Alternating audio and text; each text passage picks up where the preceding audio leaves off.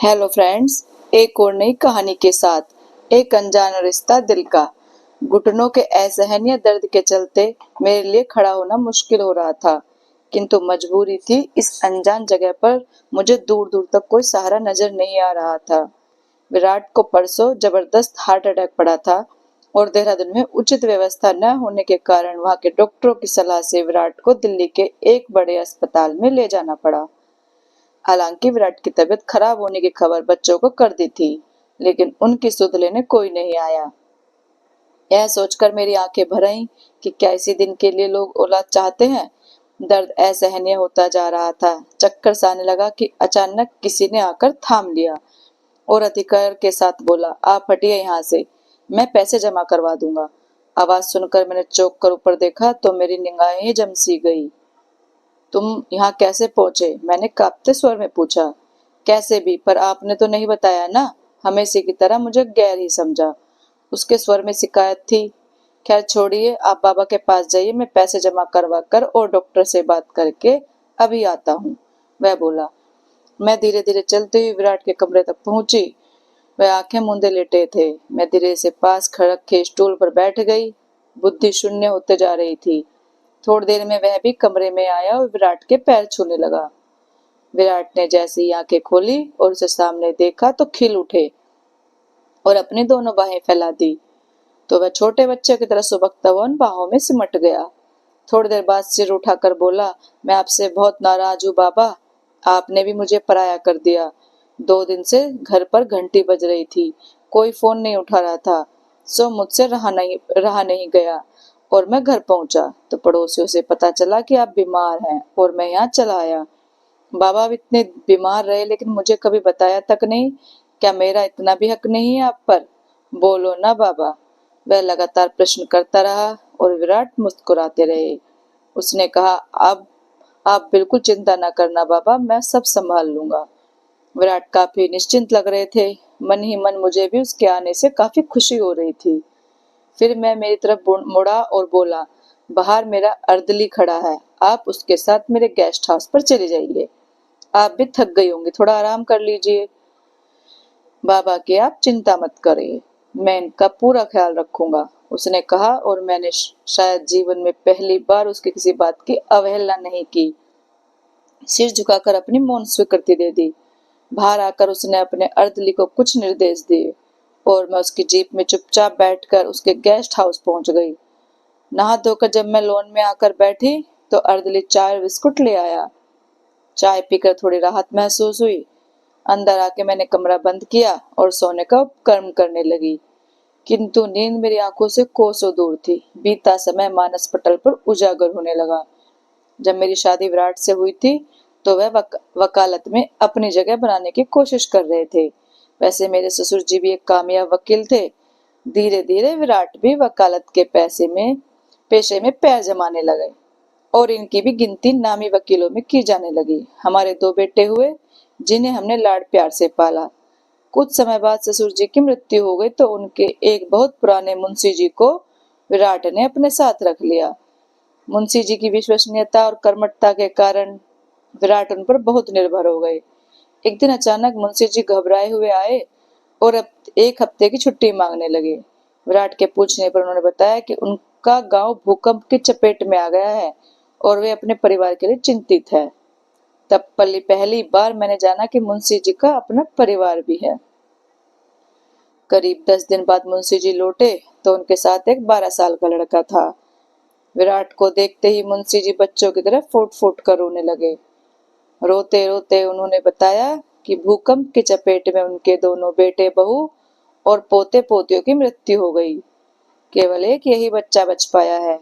चूंकि गांव में अपना कोई नहीं बचा, इसलिए मैं अपने छोटे पोते को साथ लेता आया हूँ। विराट एक नरम दिल इंसान है। सो मुंशी जी को सांत्वना देते हुए बोले, घबराइए मत मुंशी जी, होने को तो कोई नहीं टाल सकता।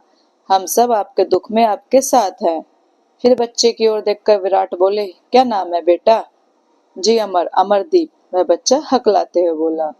अरे वाह, बड़ा अच्छा नाम है, पढ़ते हो? उसने सिर हिलाकर कहा। हाँ। कौन सी क्लास में? विराट ने पूछा। जी 5वीं में।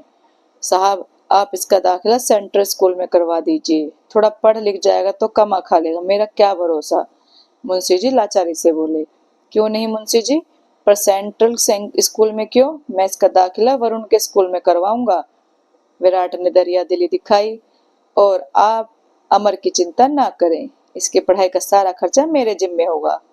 हालांकि मुझे यह बात नागवार लगी, किंतु मैं चुप रही। बाद में विरोध जताने पर विराट मुझे समझाते हुए बोले, क्या फर्क पड़ता है, अनाथ बच्चा है, पढ़ लिख जाएगा तो तुम्हें दुआ दे देगा। नहीं चाहिए मुझे दुआ, मैं खींच कर बोली। आप उसे सरकारी स्कूल में ही भर्ती करवा दे, वहाँ किताबें और यूनिफॉर्म भी मुफ्त में मिल जाएंगी। इसकी फीस भरकर और साल में एक बार किताब कॉपी और यूनिफॉर्म पर खर्च करके तुम्हारा खजाना खाली हो जाएगा ना। विराट व्यंग्यात्मक मुस्कुराहट से बोले। तो मैं कुड़ गई। मुझे कतई गवारा नहीं था कि मेरे नौकर का बच्चा मेरे बच्चों की बराबर में बैठे।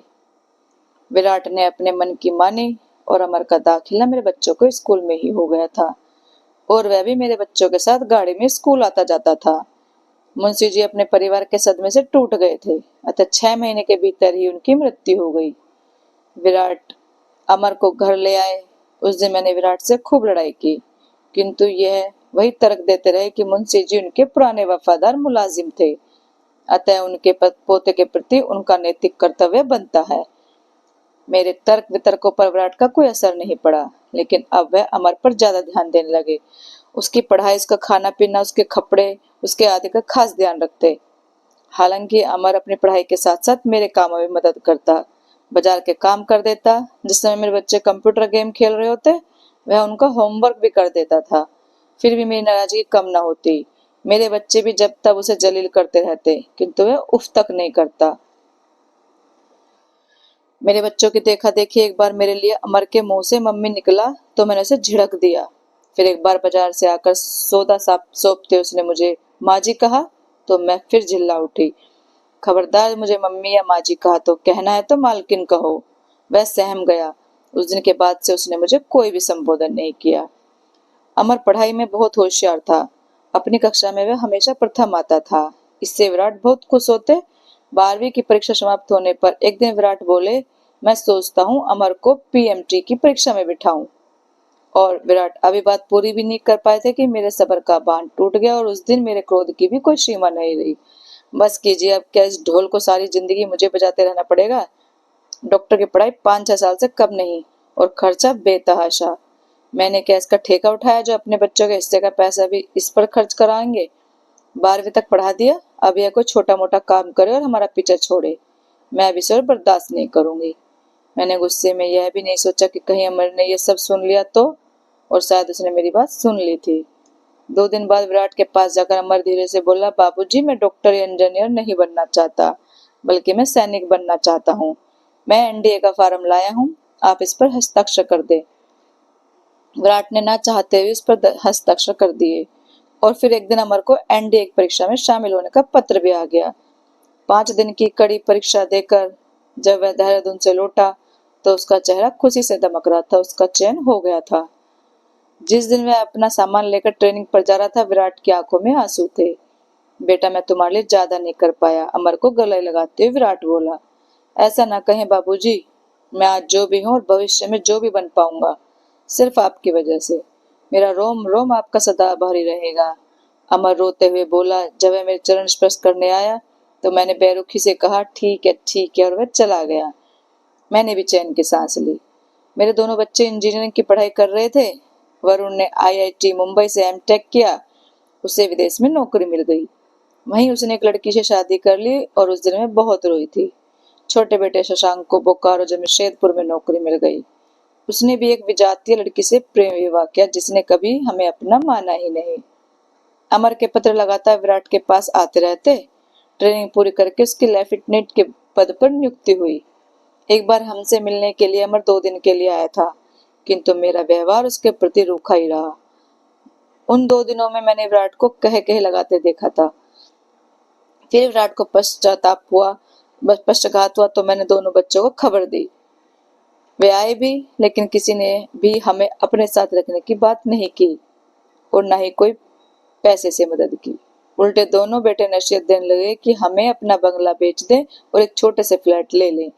पहली बार मुझे अपनी कोख पर अफसोस हुआ और एक पल को अमर की याद भी आई, किंतु यह मेरा अहम है वो आड़े आ गया। कभी कभी अमर का फोन आता तो मैं टाल देती। विराट की बीमारी पर काफी पैसा लगा, आमदनी रही नहीं, सिर्फ खर्चे ही खर्चे। रोज रोज पानी उलीचने से तो कुआं भी खाली हो जाता है, तो हमारे बैंक में जमा पैसे का क्या। हार कर अपना बंगला मुझे बेचना पड़ा। देहरादून में पुश्तैनी टूटा फूटा घर था, उसी की मरम्मत करवा कर हम वहां रहने के लिए गए। मैंने गुस्से के मारे अपने बेटों को खबर भी नहीं दी। हाँ, विराट के बार बार आग्रह पर 2 लाइनें अमर को लिख दी, जिसमें अपना नया पता व टेलीफोन नंबर था। पत्र मिलते ही अमर देहरादून आया। अब वह कैप्टन बन चुका था। सारी बात पता चलने पर उसने अपने साथ चलने के लिए बहुत जिद की, लेकिन विराट ने समझा बुझाकर घर वापस भेज दिया। अमर नियमित रूप से पत्र भेजता रहा, लेकिन हालांकि वे पैसे से ही मदद करना चाहता था, लेकिन मेरे अहम को यह गंवारा ना था। अमर की शादी का निमंत्रण आया तो मैंने कार्ड छिपा दिया। किसी कर्नल की बेटी से उसकी शादी हो रही थी। उसका फोन भी आया था तो मैंने विराट को नहीं बताया। फिर एक दिन वह अपनी पत्नी को लेकर ही देहरादून आ गया। हालांकि बड़ी प्यारी और संस्कारी लड़की थी, लेकिन मैंने उन लोगों से खिंची खिंची ही रही। उनके जाने पर विराट ने मुझसे झगड़ा किया कि मैंने शादी के बारे में क्यों नहीं बताया।